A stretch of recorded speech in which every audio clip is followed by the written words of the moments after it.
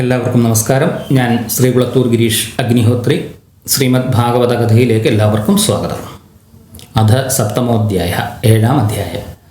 ചൂടാരത്ന ഹരണത്തെക്കുറിച്ചാണ് ഈ അധ്യായത്തിൽ വർണ്ണിക്കുന്നത്.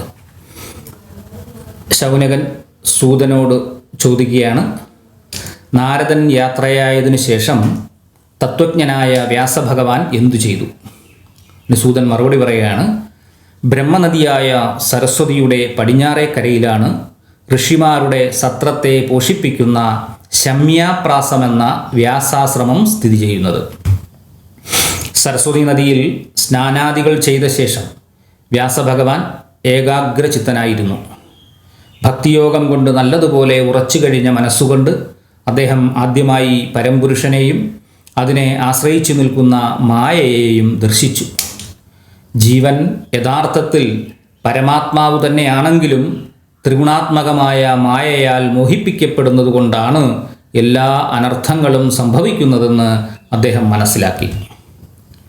വിഷ്ണു ഭഗവാനിലുള്ള ഭക്തി ഒന്നു മാത്രമാണ് എല്ലാ അനർത്ഥങ്ങളെയും ഇല്ലായ്മ ചെയ്യുന്നതിന് പര്യാപ്തമെന്ന് മനസ്സിലാക്കിയ അദ്ദേഹം ലോക നന്മയ്ക്കായിക്കൊണ്ട് സത്വഗുണപ്രധാനമായ ഭാഗവത സംഹിത നിർമ്മിച്ചു.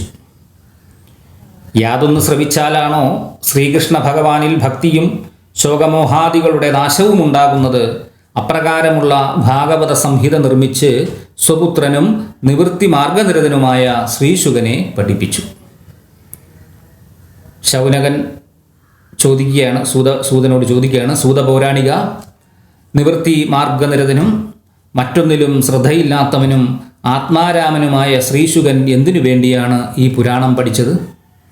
സൂതൻ മറുപടി പറയുകയാണ്, മുനിമാർ ആത്മാരാമന്മാരും ബ്രഹ്മഗ്രന്ഥി ഭേദിച്ചവരുമാണെങ്കിലും ഭഗവാൻ വിഷ്ണുവിൽ ഫലാപേക്ഷയില്ലാത്ത ഭക്തിയോടും ഭൂതജാലങ്ങളിൽ കരുണയോടും കൂടിയവരാണ്. ഹരിയുടെ ഗുണങ്ങളിൽ ആകർഷിക്കപ്പെട്ട ചിത്തത്തോടും വിഷ്ണുഭക്തരിൽ അതിപ്രിയത്തോടും കൂടിയവനായ ശ്രീശുകൻ മഹത്തായ ഈ ആഖ്യാനത്തെ അധ്യയനം ചെയ്തു. മുനിമാരെ, ഞാൻ ആദ്യമായി പാണ്ഡവരുടെ മഹാപ്രസ്ഥാനത്തെക്കുറിച്ചും രാജർഷിയായ പരീക്ഷത്തിൻ്റെ ജന്മകർമ്മ വിലയനങ്ങളെക്കുറിച്ചും ശ്രീകൃഷ്ണ കഥകൾക്ക് ഉദയം നൽകുന്ന വിധത്തിൽ പറഞ്ഞുതരാം. മഹാഭാരത യുദ്ധത്തിൽ വെച്ച് പാഞ്ചാലരിലും കൗരവരിലുമുള്ള വീരന്മാരൊക്കെ വീരസ്വർഗം പ്രാപിച്ചു. ഭീമസേനൻ്റെ ഗദാപ്രഹരമേറ്റ് തുടയല്ലു തകർന്നു കിടക്കുന്ന ദുര്യോധനനെ കണ്ടിട്ട് ദുഃഖിതനായ അശ്വത്ഥാമാവ് ഉറങ്ങിക്കിടന്നിരുന്ന പാഞ്ചാലിപുത്രന്മാരെ വധിച്ചു കളഞ്ഞ് ദുര്യോധനന് കാഴ്ചവെച്ചു. ദുര്യോധനനാകട്ടെ ഇതൊട്ടും തന്നെ ഇഷ്ടമായതുമില്ല. തൻ്റെ പുത്രന്മാരെല്ലാം കൊല്ലപ്പെട്ടതറിഞ്ഞ് അലമുറയിട്ട് കരയുന്ന ദ്രൗപദിയെ സാന്ത്വനിപ്പിക്കുവാനായി അർജുനൻ ഇപ്രകാരം പറഞ്ഞു, അല്ലയോ പ്രിയപ്പെട്ടവളെ, നിരപരാധികളെ കൊന്നൊടുക്കിയ ബ്രാഹ്മണാധവനായ അശ്വത്ഥാമാവിൻ്റെ ശിരസ് ഞാൻ ഉടനെ തന്നെ എൻ്റെ ഗാന്ധീവത്തിൽ നിന്നും തൊടുക്കുന്ന അസ്ത്രം കൊണ്ട് വേർപെടുത്തി ഇവിടെ കൊണ്ടുവരുന്നതാണ്. അങ്ങനെ നീ വ്യസനത്തെ ഇല്ലാതാക്കി പുത്രരുടെ ശവദാഹശേഷം അശ്വത്ഥാമാവിൻ്റെ ശിരസിൽ ചവിട്ടി സ്നാനം ചെയ്യും. അർജുനൻ ഇത്രയും പറഞ്ഞിട്ട് കൃഷ്ണനോടുകൂടി തേരിൽ കയറി അശ്വത്ഥാമാവിനെ അന്വേഷിച്ച് പുറപ്പെട്ടു. അർജുനൻ തനിക്കെതിരെ വരുന്നത് കണ്ട അശ്വത്ഥാമാവ് പരിഭ്രാന്തനായി രുദ്രനെ ഭയന്ന ബ്രഹ്മാവിനെ പോലെ പലായനം ചെയ്തു. ക്ഷീണിച്ച കുതിരകളോടുകൂടിയവനും അശരണനുമായ അശ്വത്ഥാമാവ് ആത്മരക്ഷാർത്ഥം ബ്രഹ്മശിരസ്സെന്ന അസ്ത്രം പ്രയോഗിക്കുവാൻ തീരുമാനിച്ചു. അനന്തരം അദ്ദേഹം ജലം സ്പർശിച്ച് ധ്യാനത്തോടുകൂടി ബ്രഹ്മാസ്ത്രം തൊടുത്തുവിട്ടു. അദ്ദേഹത്തിന് അസ്ത്രം പ്രയോഗിക്കാനല്ലാതെ ഉപസംഹരിക്കുവാൻ അറിയില്ലായിരുന്നു. ആ ബ്രഹ്മാസ്ത്രത്തിൽ നിന്ന് ഉത്ഭവിച്ചതും സകല ദിക്കുകളിലും വ്യാപിച്ചതും പ്രചണ്ഡവുമായ തേജസ് കണ്ടിട്ട് അർജുനൻ കൃഷ്ണനോട് ഇപ്രകാരം പറഞ്ഞു, അല്ലയോ മഹാഭാഗനായ കൃഷ്ണ, ഭക്തർക്ക് അഭയം നൽകുന്നവനെ, സംസാരാഗ്നി കൊണ്ട് ദഹിപ്പിക്കപ്പെടുന്നവർക്ക് അവിടുന്ന് ഒരാൾ മാത്രമേ മുക്തിപ്രദനായുള്ളൂ. അവിടുന്ന് ആദ്യപുരുഷനും സാക്ഷാൽ ജഗദീശ്വരനും പ്രകൃതിയേക്കാൾ പരനും ജ്ഞാനശക്തി കൊണ്ട് മായയെ നീക്കം ചെയ്ത് സ്വാത്മാവിൽ സ്ഥിതി ചെയ്യുന്നവനുമാകുന്നു. മായാമോഹിത ചേതസ്സുകളായ ജീവജാലങ്ങൾക്ക് സ്വവീര്യം കൊണ്ട് ധർമാദിലക്ഷണത്തോടുകൂടിയ ശ്രേയസ്സിനെ ഉണ്ടാക്കുന്നത് അവിടുന്നാകുന്നു. അതുപോലെ തന്നെ അവിടുത്തെ ഈ അവതാരവും ഭൂഭാരം തീർക്കുന്നതിനും അശരണരായവരുടെ ധ്യാനത്തിനും വേണ്ടിയുള്ളതാകുന്നു. അല്ലയോ ദേവദേവ, ഈ ഭയങ്കരമായ തേജസ് എല്ലായിടത്തും വ്യാപിക്കുന്നു. പക്ഷേ ഇതിൻ്റെ ഉറവിടം എവിടെ നിന്നാണെന്നോ ആരിൽ നിന്നാണെന്നോ എനിക്കറിയില്ല. ശ്രീ ഭഗവാൻ പറഞ്ഞു, അർജുന, ഇത് അശ്വത്ഥാമാവ് പ്രാണരക്ഷാർത്ഥം പ്രയോഗിച്ച ബ്രഹ്മാസ്ത്രമാണെന്ന് അറിഞ്ഞാലും പക്ഷേ ഇതിനെ ഉപസംഹരിക്കുവാൻ ദ്രോണപുത്രന് അറിയില്ല. ഇതിനെ തടയുന്നതിനുള്ള മറ്റൊരസ്ത്രം ഇല്ല തന്നെ. അതുകൊണ്ട് നീ ബ്രഹ്മാസ്ത്രം തന്നെ പ്രയോഗിച്ച് ഇതിനെ തടയൂ. സൂതൻ പറഞ്ഞു. ഭഗവാന്റെ വാക്കുകൾ കേട്ട് ശത്രുഹന്താവായ അർജുനൻ ഭഗവാനെ പ്രദക്ഷിണം വെച്ച് ബ്രഹ്മാസ്ത്രത്തിൽ ജലം സ്പർശിച്ച് അശ്വത്ഥാമാവ് അയച്ച ബ്രഹ്മാസ്ത്രത്തിനു നേരെ അയച്ചു. രണ്ടിൻ്റെയും തേജസ്സുകൾ പരസ്പരം കൂട്ടിമുട്ടി ആകാശവും ഭൂമിയും മറച്ച് അഗ്നിയും സൂര്യനും ഒന്നിച്ച പോലെ കാണപ്പെട്ടു. ഇരുവരുടെയും ത്രൈലോക്യങ്ങളെ ദഹിപ്പിക്കാൻ പോന്ന ബ്രഹ്മാസ്ത്രങ്ങളെ കണ്ടിട്ട് ഇത് പ്രളയാഗ്നി തന്നെയാണോ എന്ന് ലോകജനത കരുതിപ്പോയി. പ്രജോപദ്രവത്തെയും ലോകനാശത്തെയും കണ്ടിട്ടും ഭഗവാന്റെ ഉപദേശമനുസരിച്ചും അർജുനൻ രണ്ടസ്ത്രങ്ങളെയും ഉപസംഹരിച്ചു. അനന്തരം അർജുനൻ ക്രൂരനായ അശ്വത്ഥാമാവിനെ കയർ കൊണ്ട് പശുവിനെ എന്ന പോലെ ബന്ധിച്ചു. പിന്നെ അവനെയും കൊണ്ട് ശിബിരത്തിലേക്ക് പോകുന്ന വേളയിൽ ഭഗവാൻ കൃഷ്ണൻ അർജുനനോട് ഇപ്രകാരം പറഞ്ഞു, അല്ലയോ അർജുന, നിരപരാധികളും ഉറങ്ങിക്കിടക്കുന്നവരുമായ ബാലന്മാരെ കൊന്ന ഈ ബ്രാഹ്മണാധവനെ എത്രയും പെട്ടെന്ന് വധിച്ചു കളയും. ഇവൻ യാതൊരുവിധ ദയയും അർഹിക്കുന്നില്ല. മദ്യം കൊണ്ട് മത്തനായവനെയും ഉറങ്ങിക്കിടക്കുന്നവനെയും ഭ്രാന്തനെയും ബാലനെയും ശരണാഗതനെയും ഭീരുവിനെയും സ്ത്രീയെയും ധർമ്മജ്ഞനായവൻ വധിക്കുകയില്ല. യാതൊരുവനാണോ ദയയില്ലാത്തവനും ക്രൂരനുമായ ഒരുവനെ കൊന്ന് സ്വപ്രാണനെ പോഷിപ്പിക്കുന്നത് അത് അവന് ഗുണകരമായി തീരുന്നു. കൊല്ലപ്പെടുന്നവനും പാപമുക്തനായി തീരുന്നു.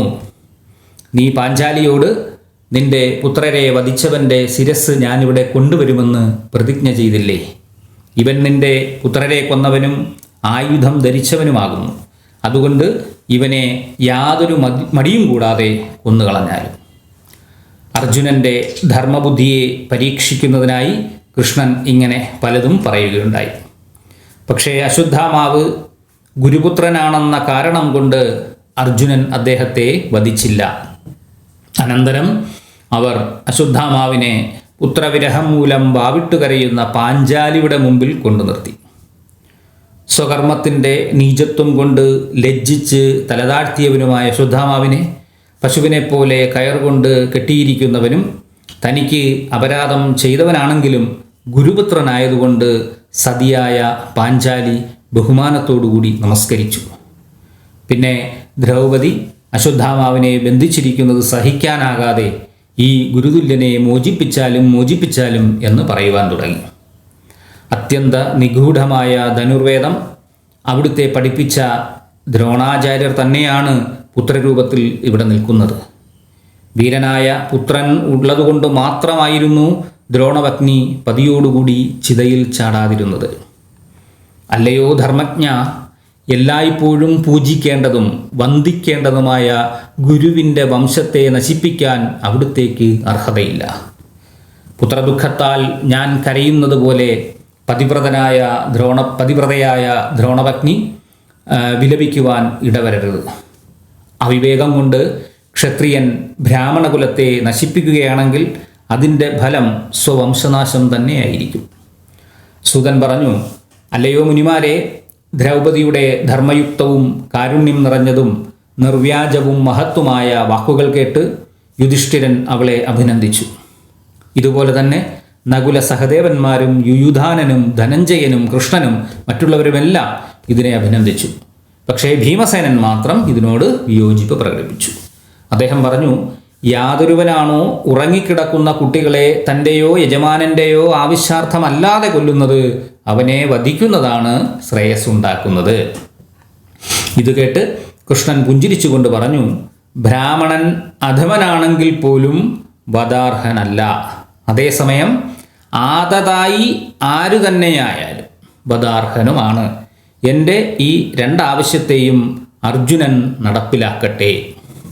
ഈ ആദതായി എന്ന് പറഞ്ഞത് വീടിന് തീ വയ്ക്കുന്നവൻ, അന്നാദികളിൽ വിഷം ചേർക്കുന്നവൻ, ആയുധമില്ലാത്തവനെ ആയുധം കൊണ്ട് കൊല്ലുന്നവൻ, ധനം, ഭാര്യ, ഭൂമി എന്നിവ അപഹരിക്കുന്നവൻ എന്നീ 6 തരക്കാരെയാണ് ആദതായികളെന്ന് പറയുന്നത്. ഇപ്പോൾ സൂതൻ പറഞ്ഞു, ഭഗവാൻ എന്താണ് ഉദ്ദേശിച്ചതെന്ന് മനസ്സിലാക്കിയ അർജുനൻ ഉടൻ തന്നെ അശ്വത്ഥാമാവിൻ്റെ ശിരസിലെ രത്നം മുടിയോടുകൂടി ചൂഴ്ന്നെടുത്തു. അനന്തരം അർജുനൻ ബാലഹത്യ മൂലവും രത്നം എടുത്തതിനാലും തേജസ് നഷ്ടപ്പെട്ട അശ്വത്ഥാമാവിനെ കെട്ടഴിച്ചു വിട്ടു. തലമുണ്ടനം ചെയ്യുക, ധനം പിടിച്ചെടുക്കുക, സ്ഥാനഭ്രംശം വരുത്തുക, ഇവയെല്ലാം ചെയ്താൽ ബ്രാഹ്മണാധമനെ വധിച്ചതിന് സമമാണ്. അതല്ലാതെ ജീവൻ വേർപെടുത്തണമെന്ന അല്ല ഭഗവാൻ ഉദ്ദേശിച്ചത്. അനന്തരം പുത്രശോകത്താൽ സന്തപ്തരായ പാണ്ഡവരും പാഞ്ചാലിയും കൂടി പുത്രാദികളുടെ ശവദാഹം മുതലായവ നടത്തി. ഇതി ശ്രീമദ്ഭാഗവതേ മഹാപുരാണേ പാരമഹംസ്യാം സംഹിതായാം പ്രഥമസ്കന്ധേ ദ്രൗണി നിഗ്രഹോ നാമ സപ്തമോധ്യായ. അങ്ങനെ 7-ാം അധ്യായം സമാപിച്ചു. അടുത്ത 8-ാം അധ്യായം അടുത്ത വീഡിയോയിൽ കാണാം. നന്ദി, നമസ്കാരം.